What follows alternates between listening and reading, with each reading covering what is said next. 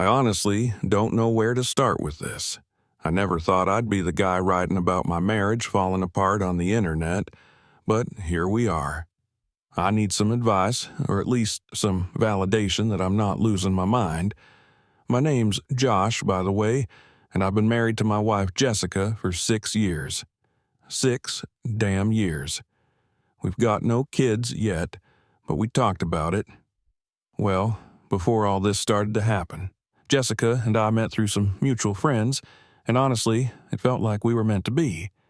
She's a smart, beautiful, fiery woman who always knew what she wanted, and I was just a guy working my way up in finance, thinking I got lucky landing someone like her. She has this sharp tongue, and maybe it's part of what drew me to her at first, but now, well, now it feels like that same sharp tongue is cutting into me every single day. Everything seemed fine. Sure, we had our normal couple fights, but nothing serious. Or at least, that's what I thought.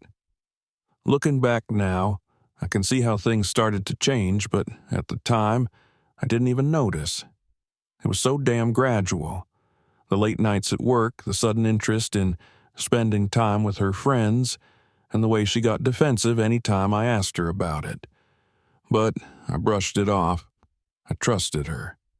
Maybe that makes me naive, but I always thought trust was the foundation of any marriage, right? It wasn't until a month ago that shit really started to unravel. I was scrolling through her phone, not snooping, I swear, just trying to grab a number from one of her coworkers because we were supposed to meet them for drinks. That's when I noticed she had a bunch of texts from this guy, Mark. Mark is, well, he's this guy she met at the gym. She joined the gym about 6 months ago to get in shape, but it's not like she needed to. I should have known something was up then, but I just chalked it up to her wanting to feel good about herself. Everyone has the right to focus on their health, right? Anyway, I opened the messages, I couldn't help myself, and what I found hit me like a truck. The texts weren't overly sexual, but they were flirty as hell. Lots of "I miss you" and "when can we meet up again?" There was one message where she mentioned their last workout being a great way to burn calories. I'm not an idiot. They weren't talking about lifting weights. I confronted her that night. I don't think I've ever been so angry in my entire life. My heart was pounding, and I could feel my face burning with rage. I showed her the text and demanded she explain herself. Jessica. She just looked at me with those cold, calculating eyes and said, "Oh, Josh, don't be dramatic. He's just a friend." A friend? Friends don't say they miss each other like that. Friends don't talk about workouts that clearly aren't happening at the gym. I kept pushing, asking if she was sleeping with him. She laughed, like I was some kind of joke to her. "Don't be ridiculous," she said. "You're being paranoid." But something in her voice, I don't know, it didn't sit right with me. She was lying. I could feel it in my gut. And I don't know if any of you reading this have been in that situation, but it's like you already know the answer before you ask, but you still need to hear it. The next couple of days were tense as hell. She barely talked to me, and when she did, it was always some snarky comment or passive-aggressive remark. It felt like I was living with a stranger. The worst part? She started going to the gym more often, and always at weird hours. I couldn't take it anymore, so I decided to follow her. Yeah, I know, I probably sound like a total creep, but I needed to know what the hell was going on. So, last Friday, I followed her to the gym. She went in like usual, but instead of working out, she just walked straight through the place and out the back. I parked a little down the street and watched as she got into some guy's car, Mark's car. I'm not proud of this, but I lost it. I followed them, not really knowing what I'd do if I caught them. They drove to some crappy motel on the edge of town. I couldn't even believe what I was seeing. I parked nearby and just waited. About an hour later, they came out, both laughing and looking way too comfortable with each other. Jessica was adjusting her hair, and Mark had this smug grin on his face. I wanted to confront them right then and there, but something stopped me.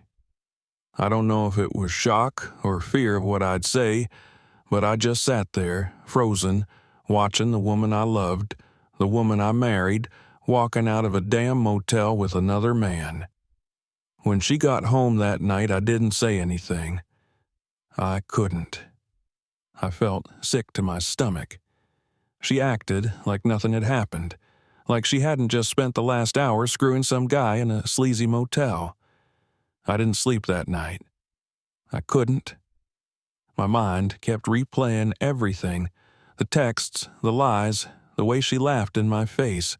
I decided to confront her again the next day. I needed answers. I needed to know how long this had been going on, why she was doing this, and most importantly, if our marriage was even worth saving. But of course, Jessica being Jessica, she turned it around on me. "You're overreacting," she said. "Mark's just a friend. We grabbed coffee after the gym, that's all." Coffee? I saw them leave a damn motel. I called her out on it, and she just rolled her eyes like I was the one being unreasonable. "You followed me?" she asked, looking disgusted. "That's so controlling, Josh. No wonder I don't want to be around you." And there it was. She turned everything around on me, like I was a bad guy for wanting to know if my wife was cheating on me. So, after Jessica threw that whole "you're controlling" thing at me, I was floored. Like, how does following my wife after she's clearly been lying to me make me the bad guy here? I just stood there, completely stunned. She started packing her gym bag, again, and said she was going out for a real workout this time. The audacity, right? I didn't even bother stopping her. I was too drained from the argument, and honestly, I didn't know what to say anymore. She left, slamming the door, and I sat down on the couch, staring at the wall, wondering what the hell happened to us. 6 years of marriage, and now I was here, questioning everything I thought I knew about the woman I married. I don't know how long I sat there. Could have been hours, could have been minutes. All I know is that at some point, I grabbed my phone and started scrolling through her social media. It sounds dumb, but I was looking for something, anything that might give me a clue about what was really going on. Maybe she posted a photo of her and Mark, or maybe one of her friends knew something. Then I noticed something weird. There was this guy, Jason, who had been liking and commenting on her photos more and more over the last few months. At first, I didn't think much of it, but then I started going back further and I realized something. This guy was in the background of a lot of her photos from work events, brunches with the girls, even random selfies she'd take at home. How had I missed this before? It was like this guy had been lurking in plain sight the whole time, and I'd just been too blind to see it. I decided to check her phone again while she was out. I wasn't proud of it, but I had to know. When I opened her messages, I saw the usual ones with Mark, but now there were also a ton of texts from Jason. They were even more blatant than the ones with Mark. Things like, "Last night was incredible," and "I can't stop thinking about you." It was clear. Jason wasn't just some guy from work, he was involved too. I felt my blood pressure spike and this wave of nausea hit me. 2 guys? She wasn't just having an affair with Mark. She was cheating with Jason too? I didn't know whether to scream or cry. My heart felt like it was being crushed and my head was spinning.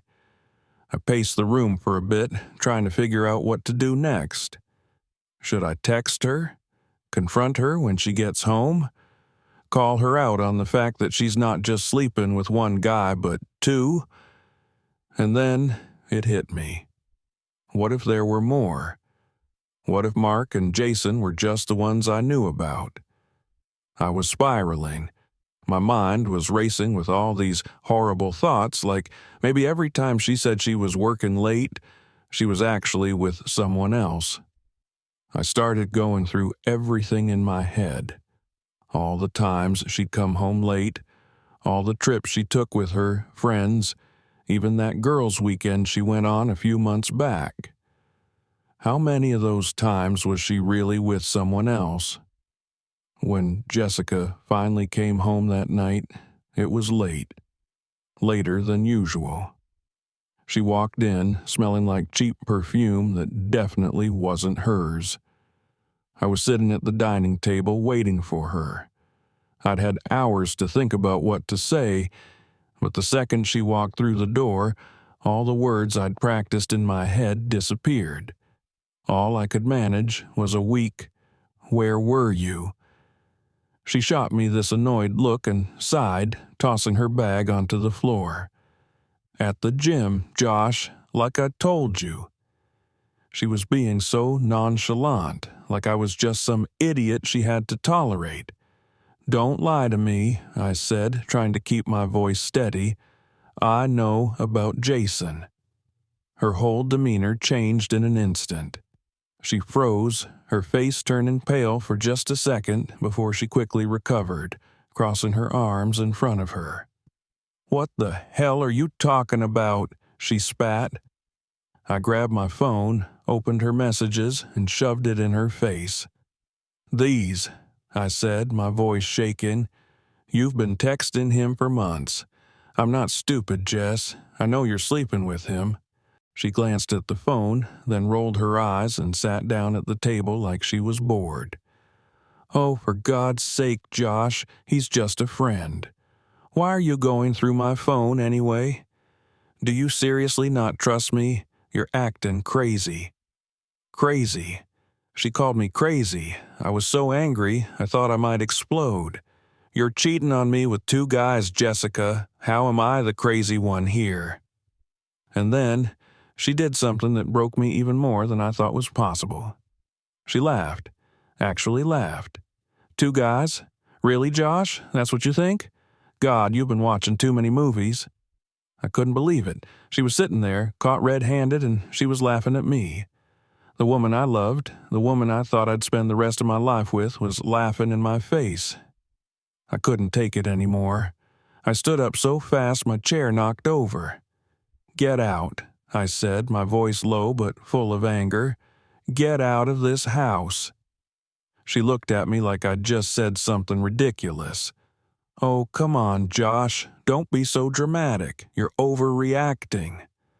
But I wasn't overreacting. I had finally hit my breaking point. I couldn't take another second of her lies, her manipulations, her pretending like I was the problem. "I said, get out," I shouted, my voice louder than I'd ever heard it. "I don't want to see your face anymore. Go stay with Mark or Jason or whoever the hell you're screwing this week." She stood up, her expression hardening. "Fine," she said coldly. "I'll go. But don't think this is over. You're not kicking me out of my own house."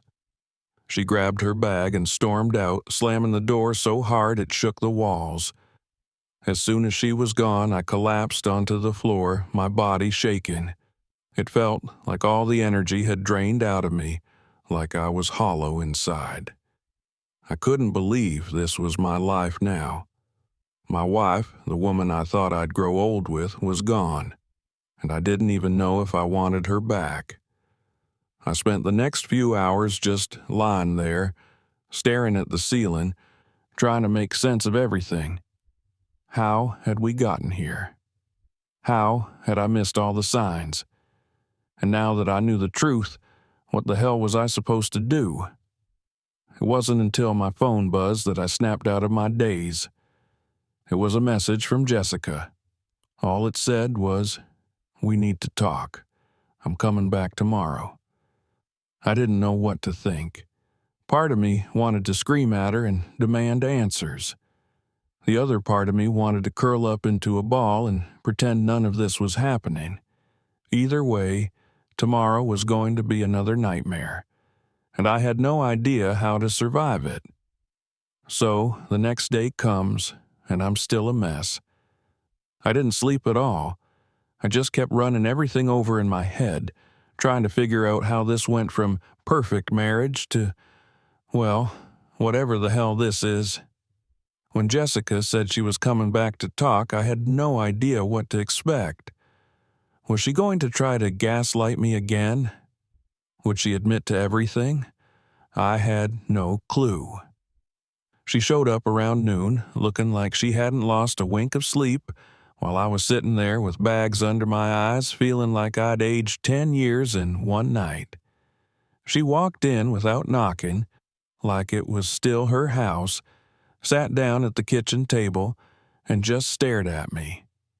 I didn't know what to say, so I waited for her to start. "Josh," she began, her voice sounding tired but not apologetic, "we need to be realistic about this." "Realistic?" I asked, barely containing my frustration. "You've been cheating on me, Jess, with 2 guys.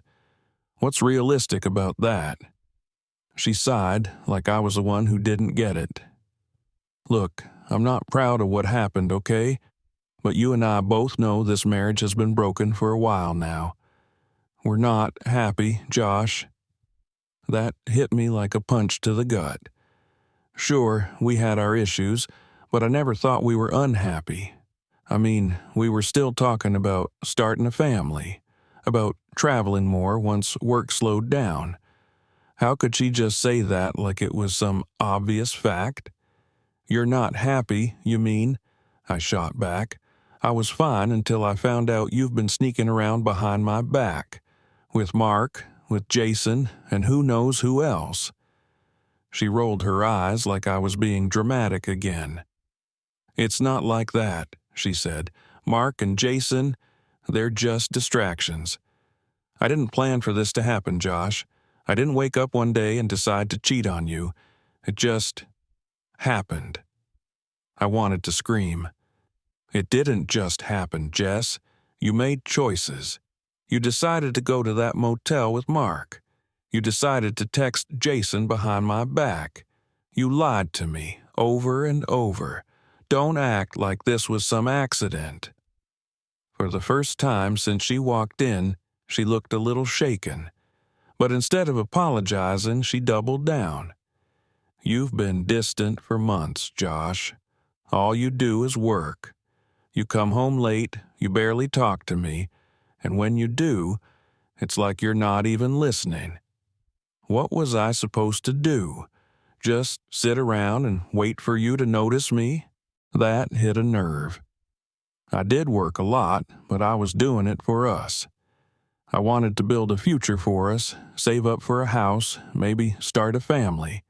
But now, hearing her twist everything to justify what she did, it felt like she was rewriting our entire relationship, making it sound like I was the one who pushed her into cheating. "Don't turn this around on me," I said, my voice quieter now but full of hurt. "I've been working hard, yeah, but I never stopped loving you. I never betrayed you."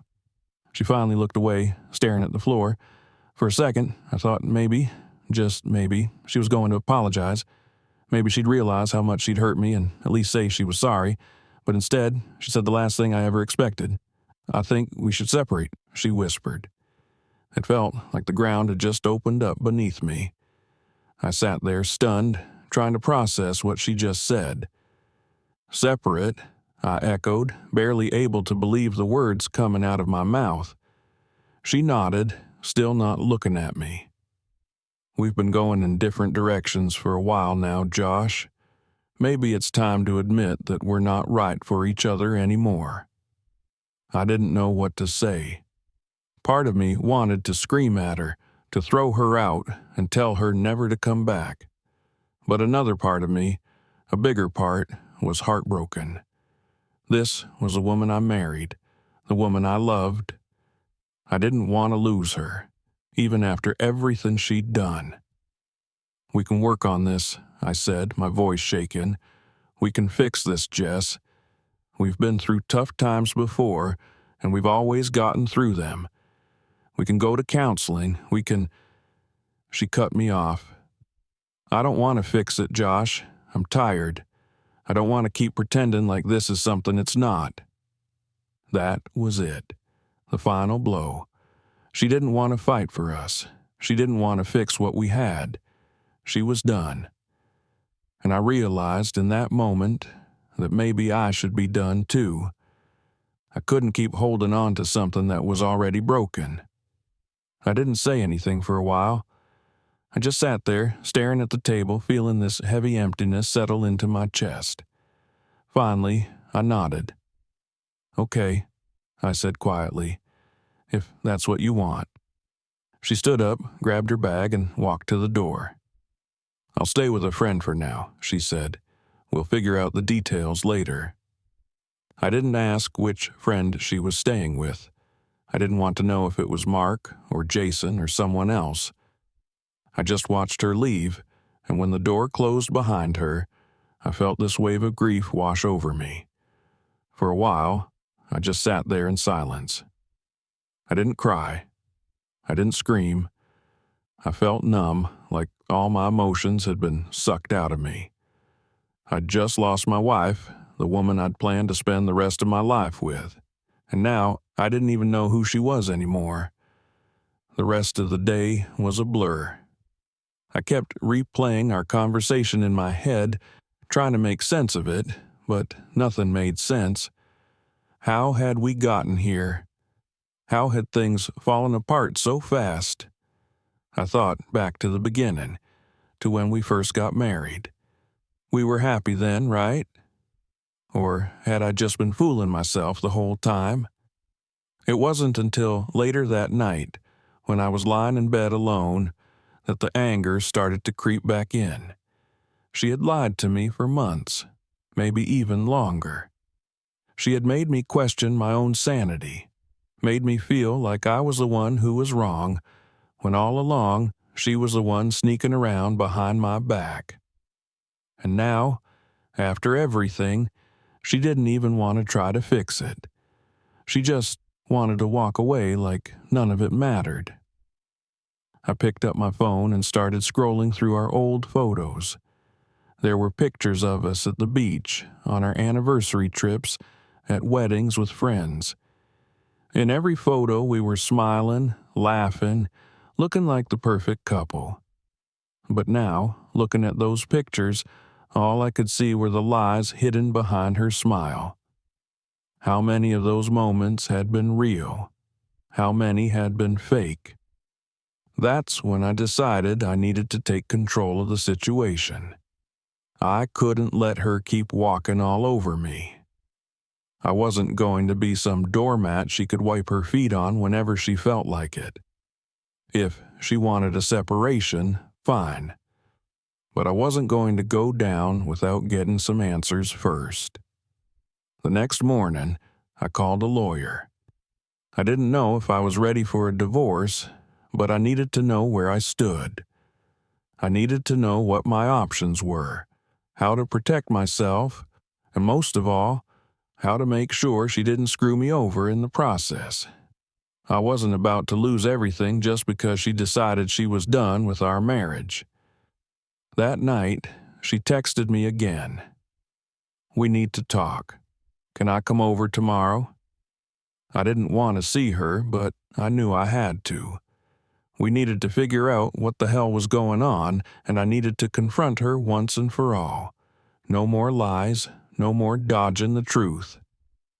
Tomorrow, I was going to get the answers I deserved, and this time, I wasn't going to let her manipulate me. The day after Jessica's text felt like the longest day of my life. My mind was racing in 1,000 directions at once. The anger, the hurt, and the sense of betrayal, it was all there, simmering just beneath the surface. I kept playing out different scenarios in my head, imagining how the conversation would go, what she would say, how I would respond. But deep down, I knew none of it would go the way I pictured. I wasn't even sure if I wanted her back anymore, but I did want answers. I deserved at least that much after everything she'd put me through. Around 6 p.m., I heard the sound of her car pulling into the driveway. My stomach twisted into a knot. I hadn't eaten anything all day.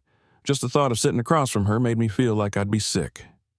I heard the door open, and Jessica walked in like nothing was wrong, like we were still just two people living in the same house, not two strangers whose marriage was falling apart. She stood in the doorway for a second, looking a bit uncertain, which was rare for her. Jessica always had this confident, almost arrogant energy about her. But now she looked nervous. Good. She should be. I stayed seated at the kitchen table and motioned for her to sit across from me. She hesitated but then sat down, folding her hands in front of her like we were in some kind of business meeting. For a few moments, neither of us said anything. The silence was heavy, suffocating. "So," I finally said, breaking the silence, "you wanted to talk?" She cleared her throat and looked down at her hands. "Yeah, we need to figure out what we're doing, Josh. Us, it's not working anymore. We need to be realistic." There it was again. Realistic. Like I hadn't been living in reality while she was off screwing other people behind my back. I bit my tongue, trying to keep my cool, but it was hard. My knuckles were white from gripping the edge of the table. "We're not working," I said slowly, choosing my words carefully, "because you cheated. Twice. And God knows how many more times I don't know about. Don't sit there and act like this is some mutual thing, Jess." She winced but didn't deny it. That stung even more. She was so damn calm, like this was just another day, another conversation. "I'm not denying what happened," she said, "but Josh, it wasn't just about sex. It's been a long time coming. We've been growing apart for a while, and I needed to feel wanted again." Her voice cracked just a little at the end of that sentence. For a split second, I felt a pang of sympathy, but it quickly vanished.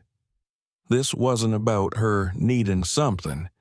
This was about her lying and betraying me. "So you go out and sleep with other guys instead of talking to me, instead of trying to work things out like a normal person in a relationship?" I could feel my voice rising, but I didn't care anymore. She needed to hear this. "And you didn't just do it once, Jess. You did it with two different people, and God knows who else. How can you sit there and say it's because you needed to feel wanted?" She looked like she was about to say something, but then she closed her mouth and looked away. I could tell she didn't have a good answer. Of course she didn't. There was no justification for what she'd done. After a long silence, she finally spoke. "It was wrong," she admitted, her voice barely above a whisper. "I know that. I'm not asking you to forgive me. I'm just trying to explain how I felt. I felt invisible, like you didn't see me anymore." I scoffed, shaking my head in disbelief. "I didn't see you? Jess, I was working my ass off to give us a good life, to build something for us. I thought we were on the same page. I didn't know you were out looking for validation in some other guy's bed." Her eyes flicked up to meet mine for a second, and then she looked back down at the table. She didn't try to defend herself, didn't even try to argue. It was like she knew she couldn't say anything that would make this better. I leaned forward, my voice low and steady. "I want to know something. Were Mark and Jason the only ones? Or is there more?" Her face went pale. For a second, I thought she might deny it, but then she looked at me with this haunted expression, like she was carrying a weight too heavy to bear. "There was one other guy," she said softly, "but it didn't mean anything. It was just once." My stomach dropped. I had been bracing for the worst, but hearing her admit to another guy, it was like someone had punched me in the gut. I felt like I couldn't breathe. "Who?" I demanded, my voice shaking. "Just a guy I met at a work conference," she muttered, avoiding my eyes. "It was months ago. It didn't mean anything, Josh. I was drunk and—" I slammed my hand down on the table, cutting her off. "Stop! I don't want to hear excuses. I can't believe this." I stood up, pacing around the room, trying to process everything. How long had this been going on? How many times had she looked me in the eye and lied straight to my face? And I had believed her. Every time. I turned back to her, my heart racing. "Why didn't you just leave?" I asked, my voice breaking. "If you were so unhappy, if you were out there screwing other guys, why didn't you just end it? Why drag me along, making me think everything was fine?" She looked up at me, tears welling up in her eyes. "Because I didn't want to hurt you, Josh. I know that sounds stupid now, but I didn't want to be the bad guy. I didn't want to be the one who walked away." "Well, congratulations," I snapped, my voice cold. "You've done more damage than you ever could have by just leaving." She wiped her eyes and stood up. "I'm sorry, Josh, I really am. But I think it's best if we move on. We're not good for each other anymore." I wanted to argue, to tell her she was wrong, that we could fix this if we tried. But deep down, I knew she was right. The trust was gone. And once trust is gone, what's left? She grabbed her bag and walked toward the door, but before she left, she turned back to me. "I'll give you space for now," she said softly. "We'll talk about the details later, but I think it's time for us both to move on." And just like that, she was gone. The silence in the house was deafening. I felt empty, like a part of me had been ripped away. I sat back down at the table, staring at the spot where Jessica had been sitting just moments before. I'd spent years building a life with her, only to have it all come crashing down in a matter of days. I thought I'd feel relief when she finally admitted everything, but instead, I just felt lost. She was right. There was no saving this. Our marriage was over. I stayed there for what felt like hours, just staring at nothing, trying to process it all. I couldn't tell if I was angry, heartbroken, or just numb. Maybe it was all of those things. The next morning, I woke up to an empty bed, an empty house, and the crushing realization that my life had just completely changed. I knew I had to start thinking about what came next. Lawyers, splitting assets, moving out. All the practical things that come with ending a marriage. But at that moment, I couldn't bring myself to deal with any of it. I picked up my phone and texted my lawyer to schedule another meeting. I didn't know if I was ready to officially start the divorce process, but I had to be prepared. Jessica had already made her decision. Now, I had to make mine. And as much as I hated to admit it, moving on felt like the only option left. After Jessica walked out, I spent the next few days in a daze. I kept thinking about everything she said, that we weren't happy, that we had grown apart. I guess part of me wanted to believe that maybe I hadn't been enough, that I hadn't been attentive or present, but the deeper truth was that she made the choice to betray me, and nothing I could have done would have stopped that. The worst part? I felt like I was grieving someone who was still alive. I'd go through waves of anger and sadness, then feel guilty for even thinking about her, like I still owed her something after everything she put me through. The house felt unbearably quiet without her, but at the same time, the idea of her walking back through the door made me sick to my stomach. I had my lawyer meeting that week. We went over everything, assets, accounts, even the house. It was overwhelming.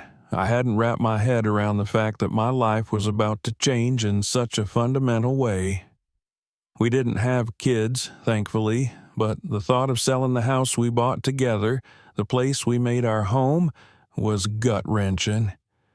The lawyer told me to prepare for a fight, especially if Jessica was going to try and paint me as controlling, which, honestly, was probably something she'd do based on our last conversation. I couldn't believe this was my life now. Divorce, splitting up everything we built together, none of it felt real. But the reality hit me hard when I got a text from her a few days later. "Josh, we need to talk about the house. I don't want to sell it. I think I should stay." I stared at my phone, completely dumbfounded. She cheats on me, leaves me, and now she wants to stay in our house. I was boiling with rage. I didn't even want the house anymore, but the audacity of her trying to claim it after everything she'd done was unreal. I wanted to scream, to throw my phone against the wall, but instead, I did the only thing that made sense. I ignored her. I couldn't deal with Jessica's manipulations anymore. It was like she was trying to make me feel like I was the unreasonable one.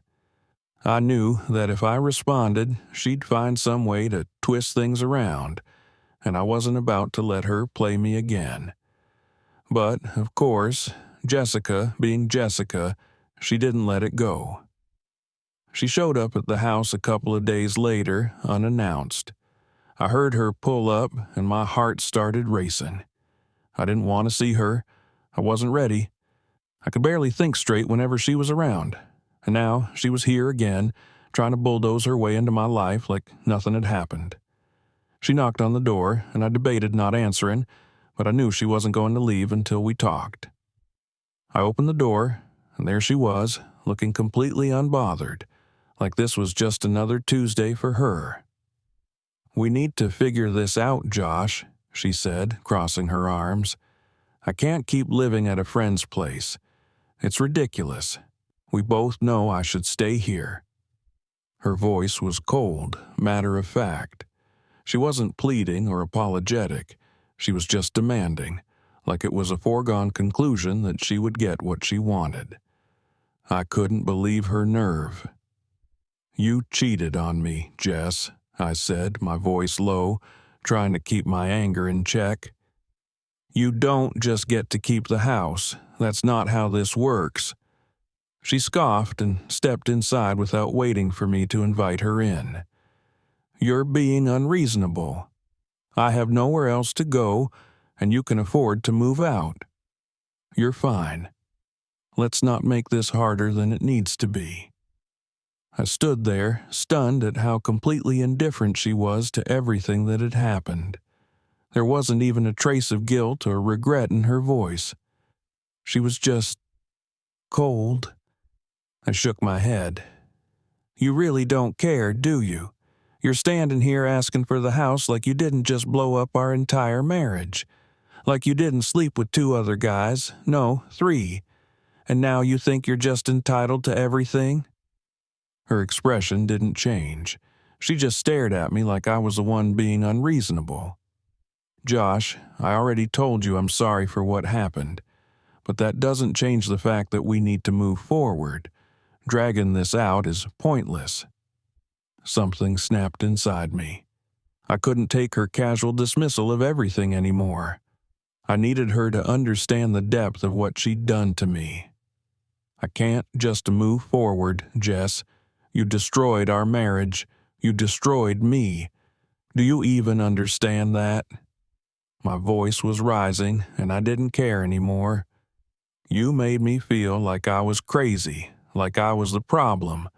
And the whole time you were out there screwing other guys, coming home and lying to my face, and now you think you deserve the house? You don't deserve a damn thing." For the first time, I saw a flicker of something in her eyes. Maybe guilt, maybe shame, but it was gone as quickly as it appeared. She shook her head and sighed. I'm not going to argue with you about this. We both made mistakes. We both made mistakes. That was her narrative now. It wasn't just her cheating. It was both of us. She was rewriting history, painting me as a part of the problem to justify what she did. Get out, I said, my voice cold and firm. I don't want you here. We'll figure out the house with the lawyers, but I don't want to see you again. She stared at me for a moment, probably trying to decide if she could push me any further. But something in my face must have told her I wasn't budging because she finally turned around and walked out without another word. The door slammed behind her, and I let out a breath I didn't realize I was holding. That night, I felt an odd sense of relief. It was the first time in months that I felt like I had taken control of the situation. I wasn't going to let her manipulate me anymore. She could spin whatever story she wanted, but I knew the truth. And now, I was ready to move on, without her. The next morning, I met with my lawyer again. We started the process of filing for divorce. It was surreal, signing those papers. It felt final, like the last nail in the coffin of a life I thought I'd have forever. But at the same time, it felt like a weight had been lifted off my shoulders. As the weeks passed, I slowly started to rebuild. I found a new apartment, packed up my things, and began to carve out a life that didn't include Jessica. It wasn't easy. There were days when the loneliness was unbearable, and I'd find myself scrolling through old photos, wondering how things had gone so wrong. But each day, it got a little easier. I leaned on friends, started going to the gym, and focused on myself for the first time in a long time. And then, one night, I got a text from Mark. Yeah, that Mark. Hey man, I heard about the divorce. Just wanted to say sorry about how everything went down. I didn't mean for it to get that far with Jess. I stared at my phone, disbelief and anger bubbling up inside me.